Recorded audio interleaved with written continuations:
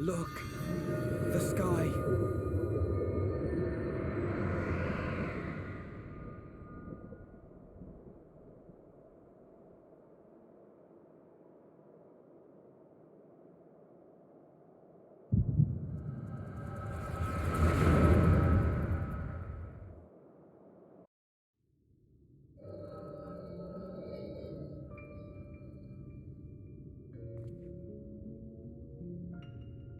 Fools! Were it not for my decisive action, the whole city would have been overrun, razed to the ground. Yet they dare to complain about casualties? Spare me. I'll wager they were put up to it by those wretches who seek to usurp me. They're stirring up the citizenry. But if they think I will yield to the likes of them, they are gravely mistaken.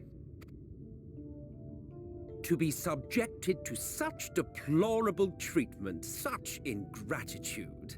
You have my sympathies, sir. You do so much good for this city, and you could do so much more were you not surrounded by fools.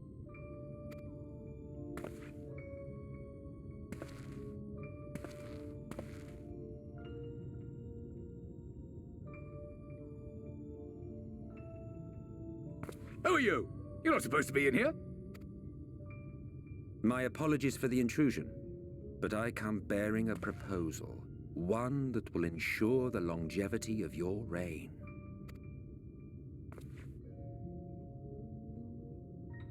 But give me the word, sir, and I will bring hither a light warden. By giving its power to the babe within your lady wife's womb, we shall create a transcendent being, a king to rule over all. And as sire to the king, your authority will never again be in question.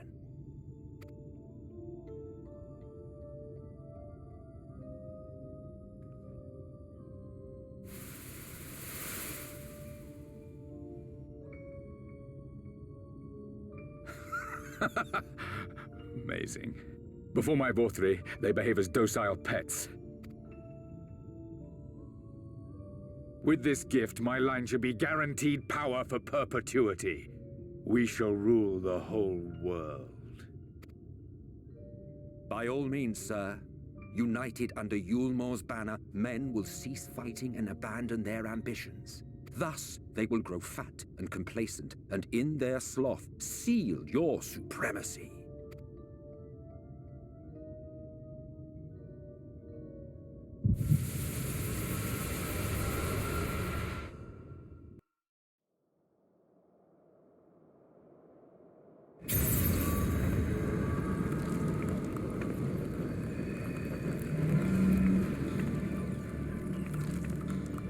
Are you all right?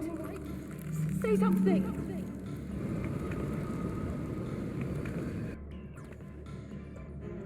"12 Forfend. She cannot contain the light. She's beginning to turn. Urianger, if you've aught up your sleeve, now is the time."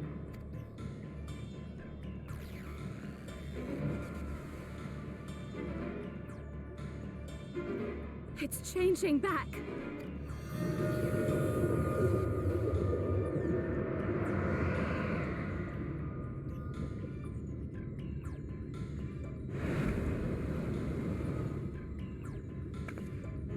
The combined power of every Light Warden is too terrible a burden for any one soul to bear. And so I shall relieve you of it.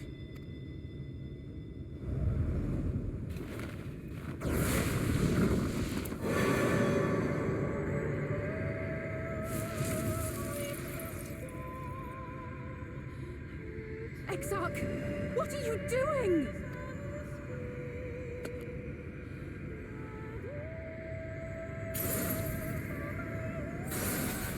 I will channel this profusion of power to the Crystal Tower and use it to travel to other worlds. As I have dreamed of doing ever since I first learned of their existence. Who would choose to remain here in this dying realm when they might go elsewhere and begin anew? Not I. And thus did I use you. No, I don't believe you. It doesn't make sense. Damn you! We won't let you do with her as you please. Do not interfere! Please, I beseech you all, let him go!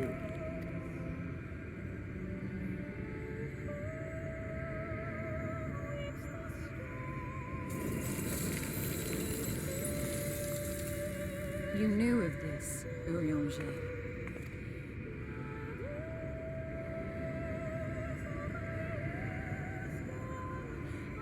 Tis all a fiction. Such vaguely defined acts of teleportation stand no chance of success. The Exarch will never live to see another world, as he knows only too well. Then, what does he mean to do? He means to take the light with him into the rift, where he will die.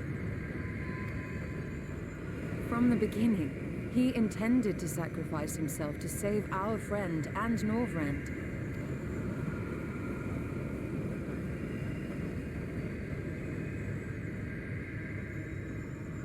At journey's end, an opportunistic thief makes off with the hero's prize. A paltry way to end a chapter, I concede.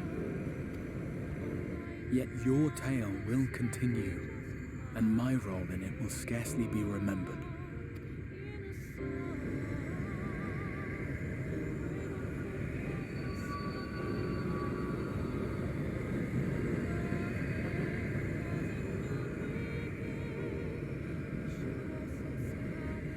Worry not.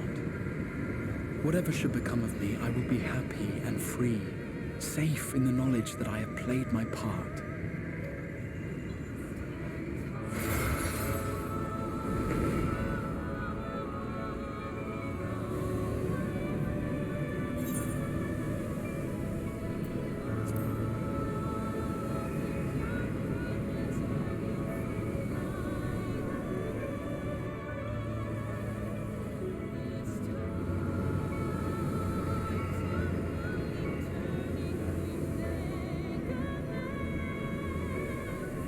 Thank you for fighting for this world, for believing. Fare you well, my friend, my inspiration.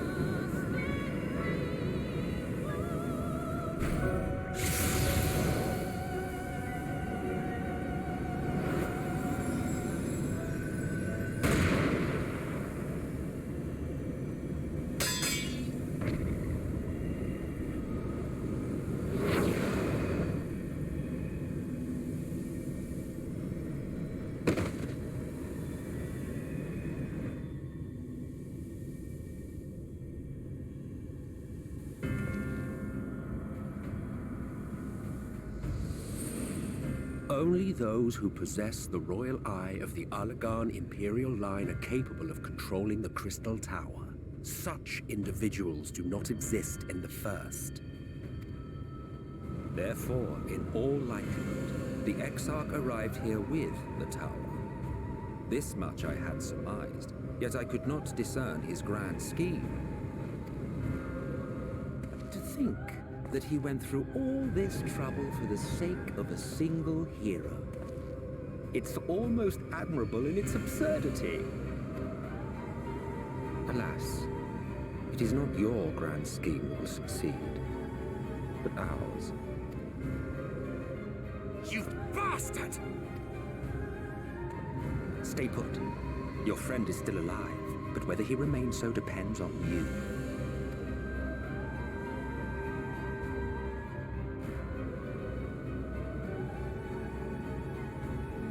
What a disappointment you turned out to be.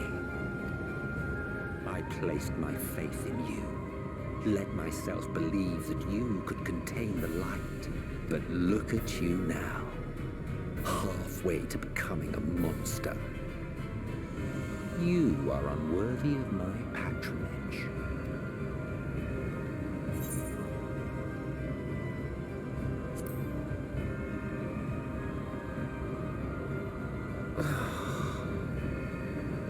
I am an Ascian. My heart's sole desire is to usher in the great rejoining. How 100 years ago, I entrusted my comrade Logriff with the task of increasing light's sway over this world. This we sought to do by manipulating heroes. When that failed to achieve the desired result, I created Vorthri. But thanks to your meddling, that too has ended in failure.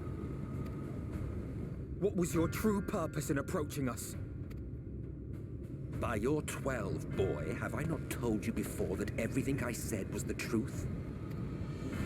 You were specimens by which I might gauge man's potential as it stands. I genuinely had an interest in you, genuinely considered taking you on as allies. Provided she could contain and control the light. If not, then she, and by extension you, would be of no use to me. 'Twas as simple as that. So, we've been found wanting. How disheartening. But even had we fulfilled your conditions, there was no guarantee that we would cooperate. What then? Then I simply kill you all. At the very least, it would restore the world to the way it was before you went about trouncing light wardens willy-nilly. Suffice it to say, it would be most inconvenient to have all that light taken away. And I would be lying if I were to claim his actions didn't have me worried.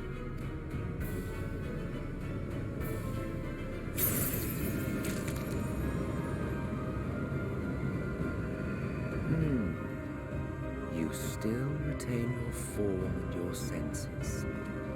But you have all but become a sin-eater. Whether you will it or no, your mere existence will serve to engulf the world in light.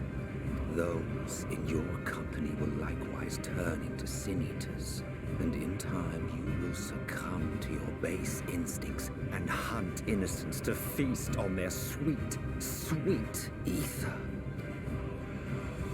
Those few with the will left to fight may rise up against you. But before your absolute might, they will quickly know despair. There is no hope. We are finished. Mankind is finished. Ah, the irony. What Vorthri achieved through bliss, you achieved through despair. But I have overstayed my welcome. I shall look forward to seeing you bring the world to its knees, hero.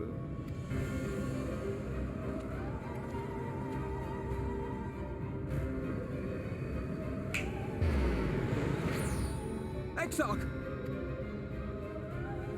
I have naught to show for all the time and effort I invested in you. He is a small token for my troubles.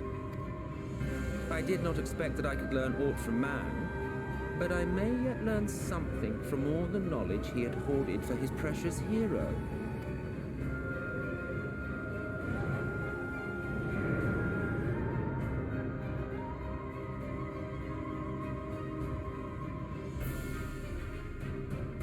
I pity you, I do.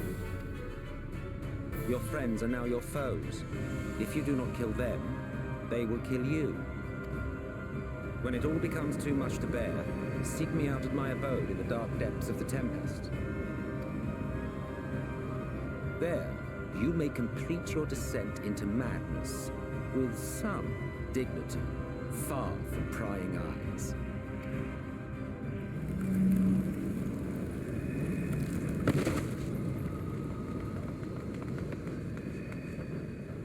Till then, I bid you farewell.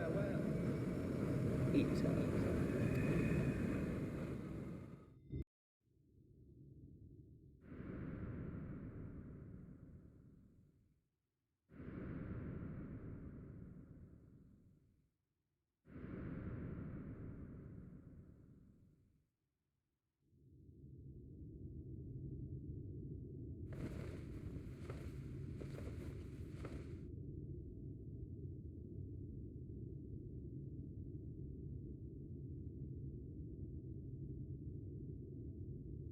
Ah, finally.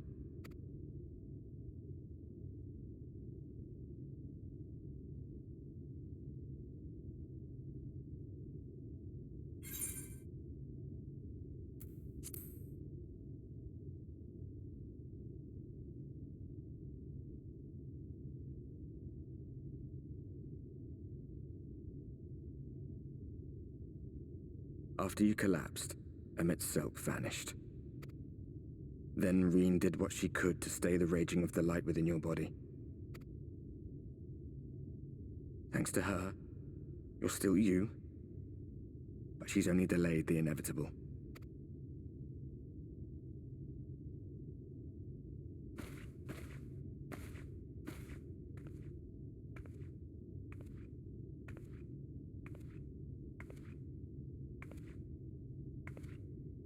You're not going to like what you see, but you still need to see it.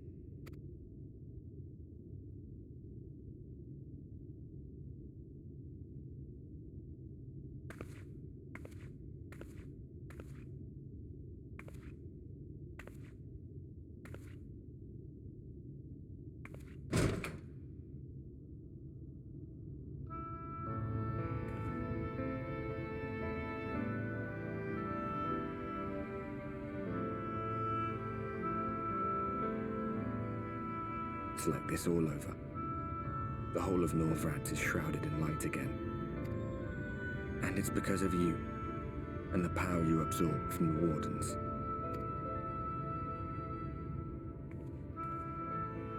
No one knows but your friends. When they carried you down from the mountain, they told everyone waiting below that they didn't understand why the light had returned. And now they're out there trying to allay the people's fears, while searching for a way to save you.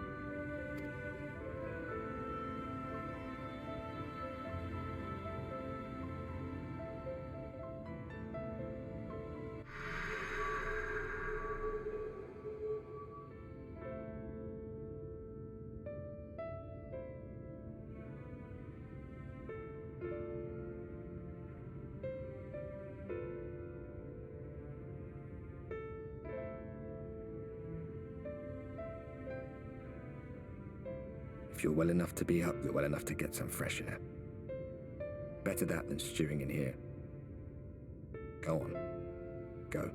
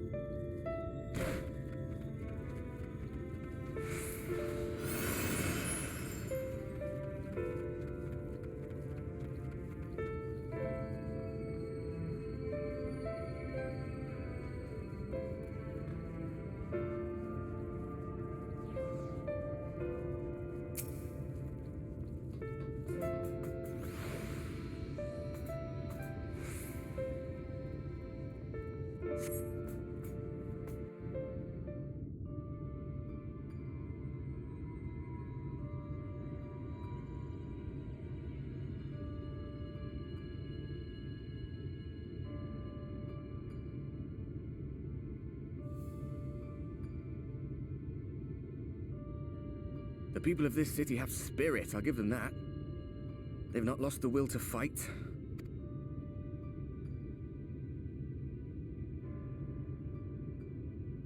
I can imagine how torn you must feel, looking at that sky, knowing what it means to everyone, and that you're responsible.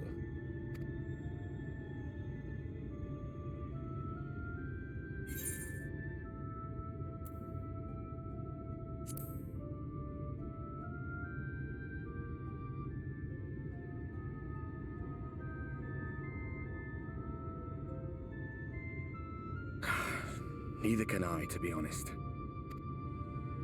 But you heard what the Ascians said. The light you shine will warp the world around you, whether you like it or not. Even your Stoller and Reen had to concede that point.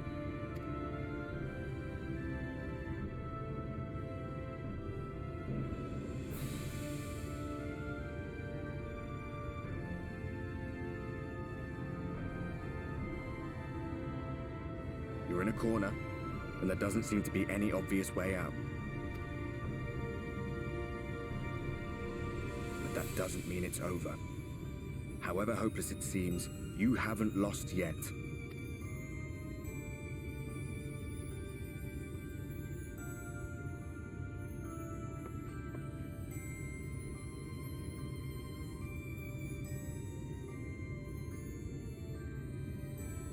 I remember looking up at the sky like this before. Being caught up in a strange kind of calm. It was after we realized we were responsible for the flood. When we resolved to journey to the source by taking our own lives. One last sacrifice. One last fight. One last failure. And then the Oracle appeared and, well, you know the rest. There were times in the years and decades that followed when I wondered if we might not have been better off just letting the rejoining happen.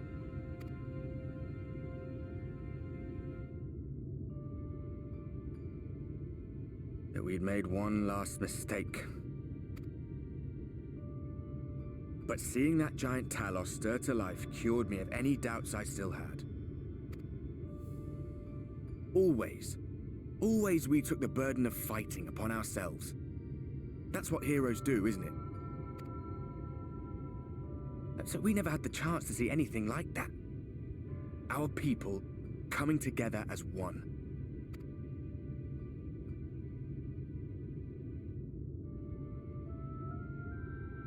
To think that their hope still burns so bright. That they were still so eager to live, they would lift up their fellows, one on top of the other, till they reached the sky. No. We made the right decision. And I can finally feel proud of the part we played in helping this world survive.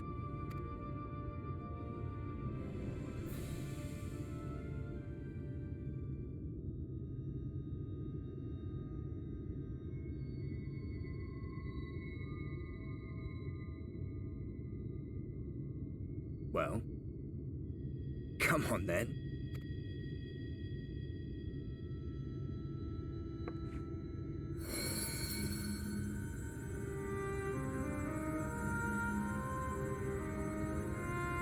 As I thought. What happened between us was no coincidence. My story may be finished, but the fates have gifted me a minor role in yours.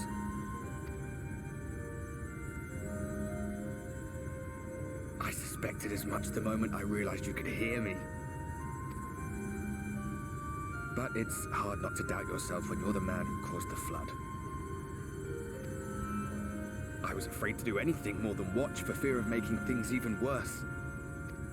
But no longer. After all, the path I once walked is now yours to finish.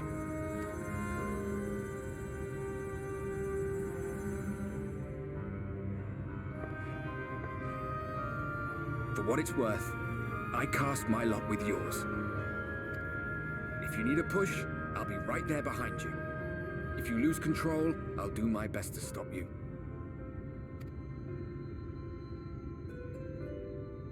So, let us be about it, hero.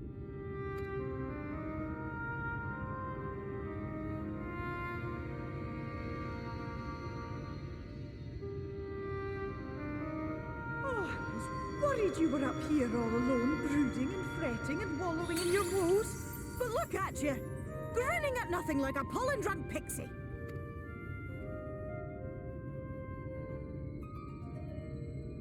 Look at what you've done to your ether. It's a mess. And you have cracks running all through that pretty soul of yours. My poor little sapling. Whatever am I to do with you?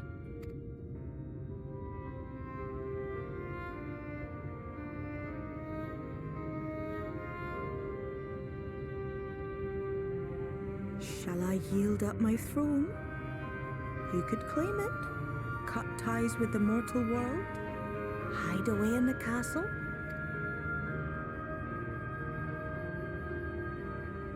It won't fix the problem, but would it really matter? If any pesky heroes come calling with steel and magic, all of Il Meg will rise up in your defense. My crown and scepter are yours, if you want them.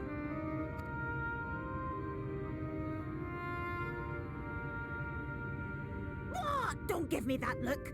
Of course I knew before I asked that you'd never ever heed such a wicked suggestion. And besides, what would become of my precious and ephemeral flower?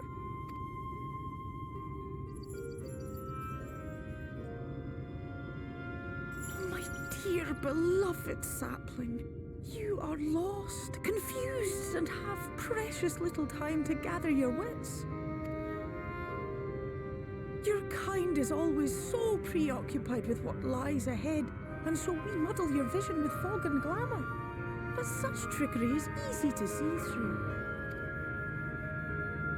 Stand very, very still. Think not of where you need to go, but where you are right now at this moment, at this time, in this place.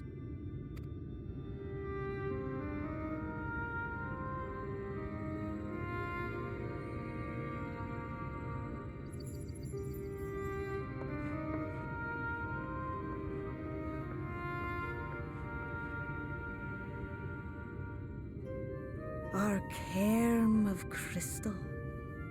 From shadowed hood he watched you go, his ruby eyes with warmth aglow.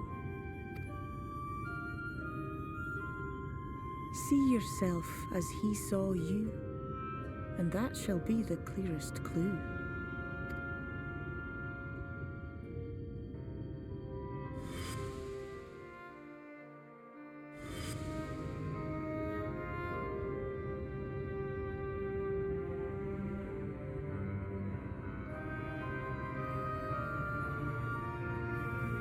You stand in his garden, dear sapling. Ask his flowers what they know, and you will surely find an answer. But what will you do with it, I wonder? I'll be watching and waiting. Waiting and watching.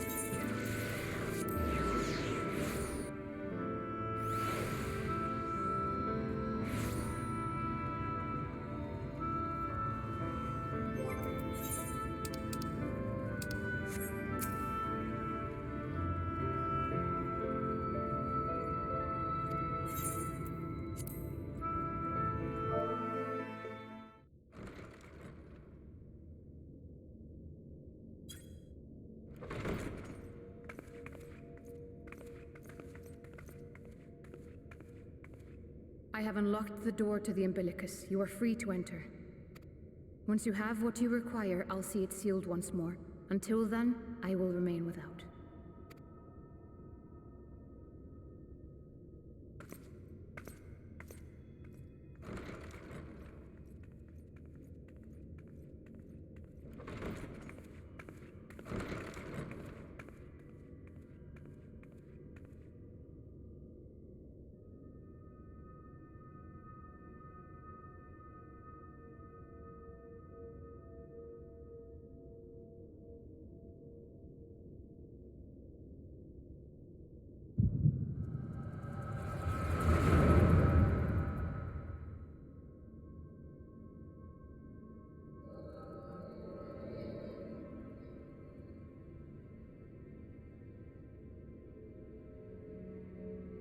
A moment to collect my thoughts, I prithee. Thy true name is Grahatia, then. By thy claims, thou too art a native of the Source, though from an age beyond our own, when the 8th umbral calamity hath visited devastation upon our star.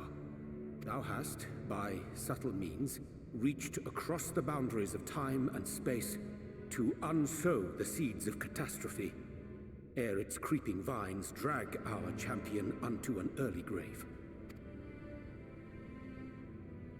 In essence, yes. A difficult story to swallow, I am sure.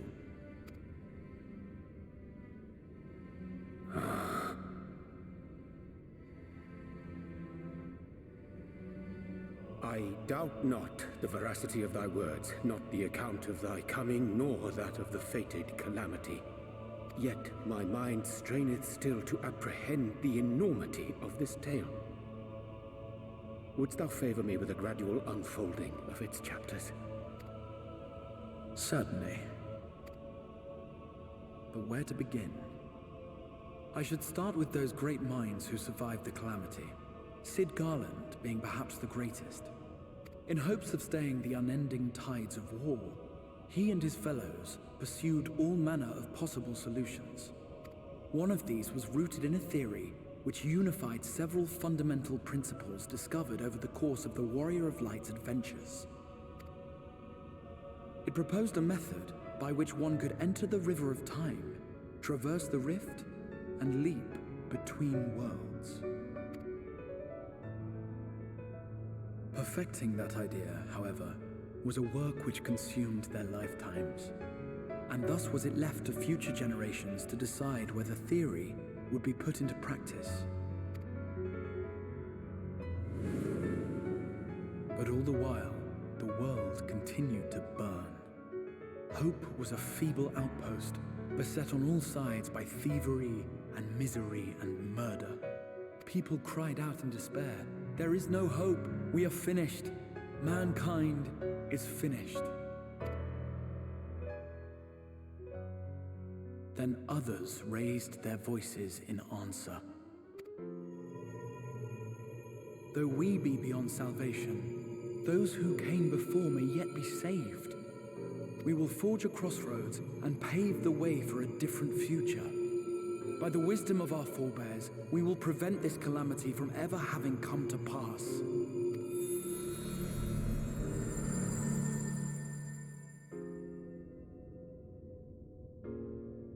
The fighting went on unabated, but some few took up Sid's research and labored to realize those impossible ideas. After 2 centuries of labor, their descendants finally succeeded in awakening the Crystal Tower, an integral part of the process, and, in doing so, roused its caretaker, me.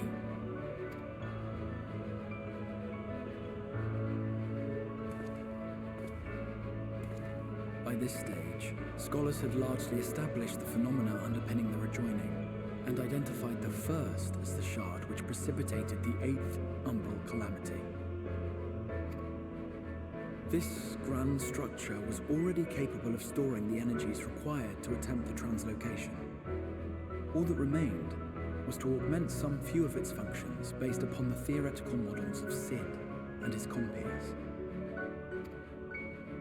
And by means of such technologies didst thou effect thine arrival in the first, to an age before this star had joined with the Source.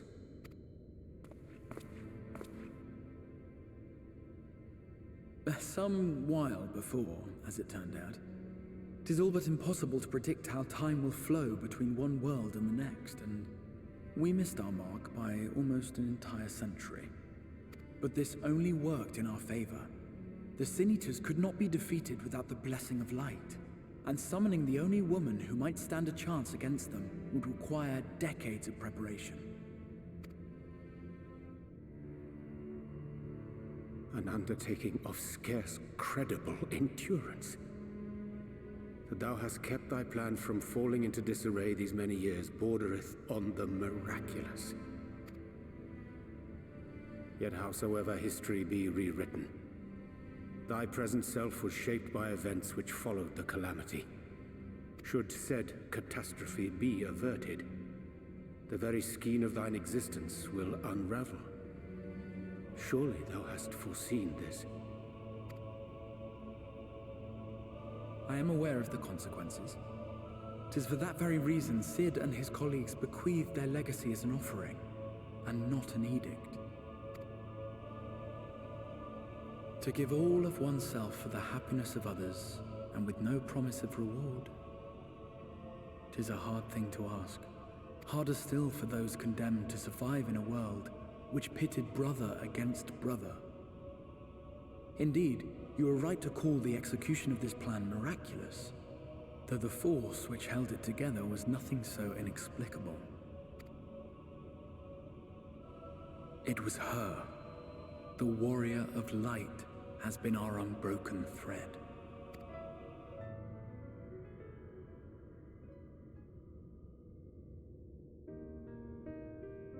Where others would stumble and fall, she would rise above. Where others would break and run, she would carry on. The warrior of light's tale is one of unyielding bravery. To tell it was to feel courage. To hear it was to feel hope. It was a breath of inspiration in an age of suffocating shadow. In the histories of a fallen nation was our hero hailed as its greatest ally. In the time-worn pages of a noble's memoirs were her deeds joyously retold. For many, these stories were the flame which warmed them through the coldest of nights.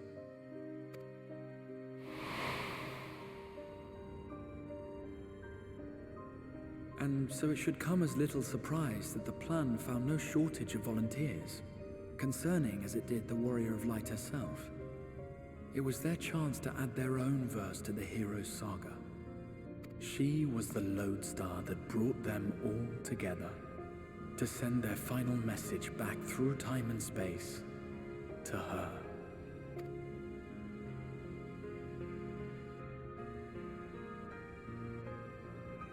The light of your legacy was our torch in the darkness. Burn bright again and live.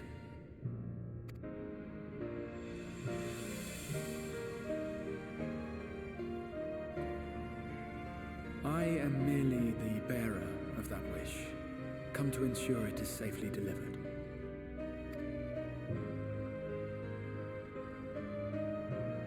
Wherefore sharest thou this burden with me and no other?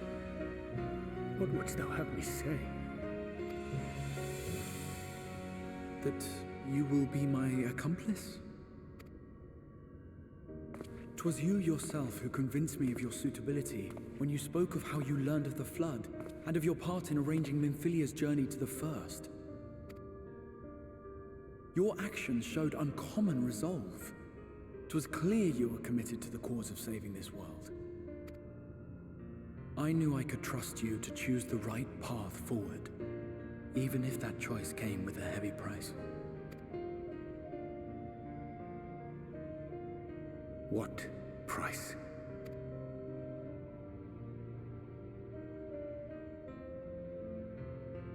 When all is said and done, and the last of the Light Wardens lies slain, I will absorb their corrupted ether, and then I will die. Knowing what I know of your companions, not to mention your champion, they will try to stop me, but in saving one, they would save none.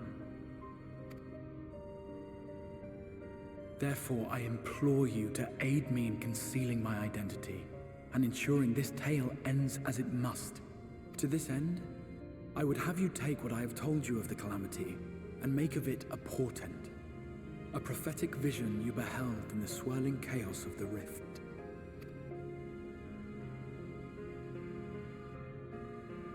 Is this truly thy wish?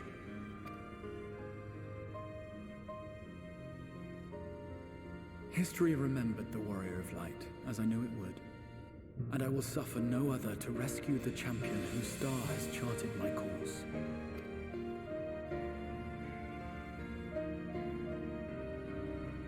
I will see this tale to a happy end, my friend. There has been enough tragedy.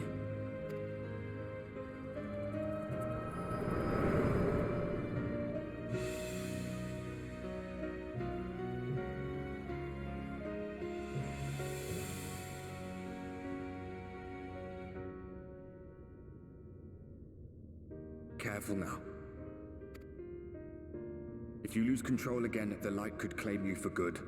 Although it's probably only a matter of time before you succumb to the change in any case.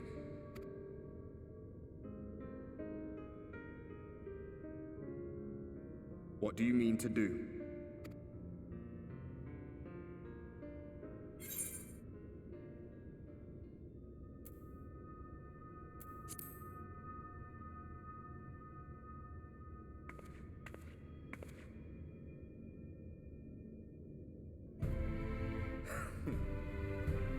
We should be on our way.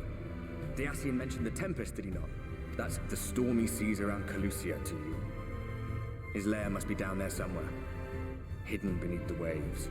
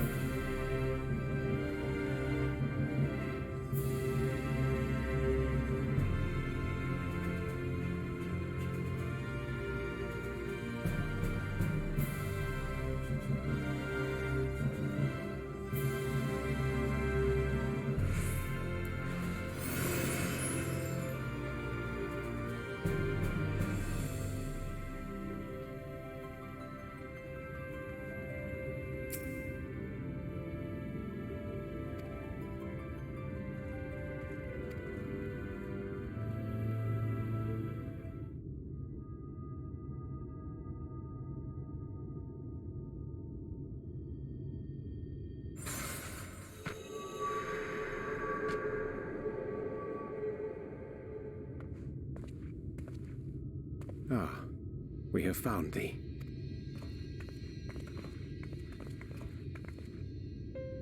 Word reached us of thy recovery, and thus did we gather with all haste. Ah. By thy looks, I gather thou hast gleaned that which I came to tell thee. Urianger has shared everything with us. The Exarch's true identity and purpose.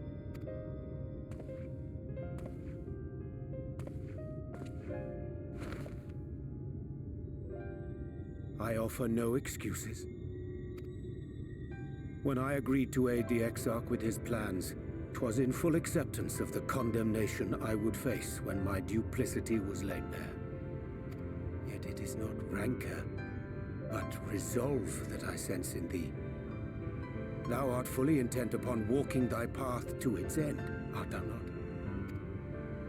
If thou canst forgive my deception, or, failing that, set aside thy displeasure for a time, I do beg leave to follow thee.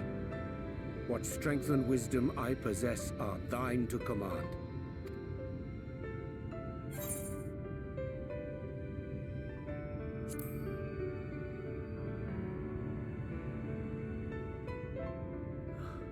I thank thee.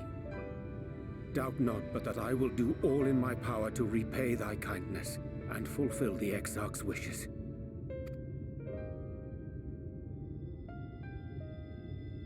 I'm sorry, but I don't think this is a good idea.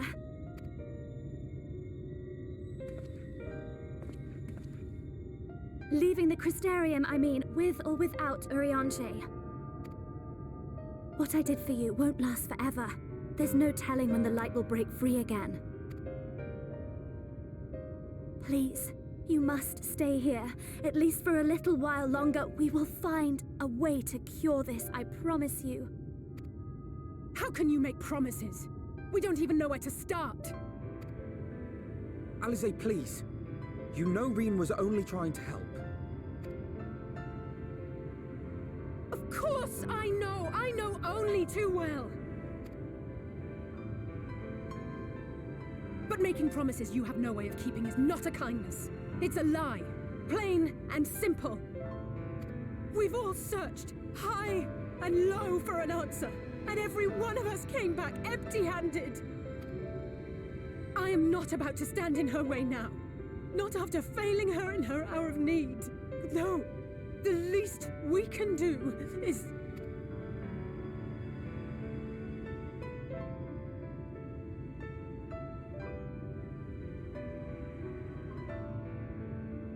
We will go with you as well.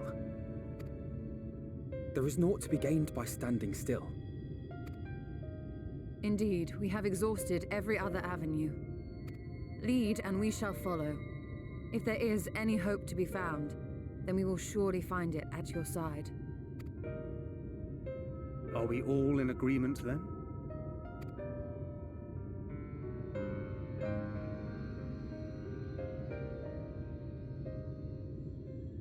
Is there aught we can do to help?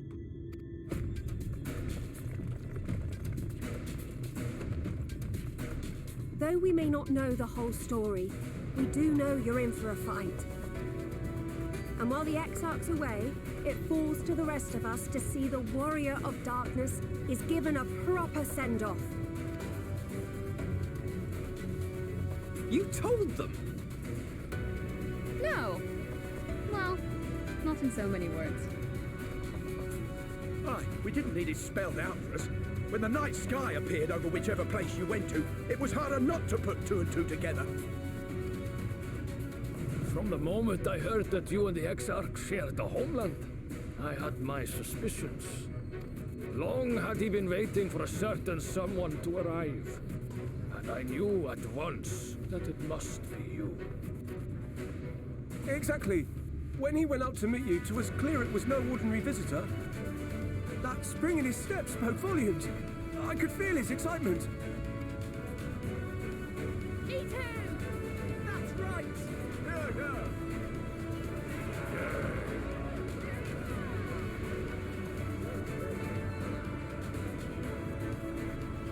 We do not fully understand where you or the Exarch hail from, or why you've all done so much to protect us. But we are deeply grateful nonetheless. So, if there is anything at all we might do to aid your journey, you need only name it. What would you have of us? You might have invited them to join us, where there are not so many. But come, they are waiting. What is your will, O Warrior of Darkness?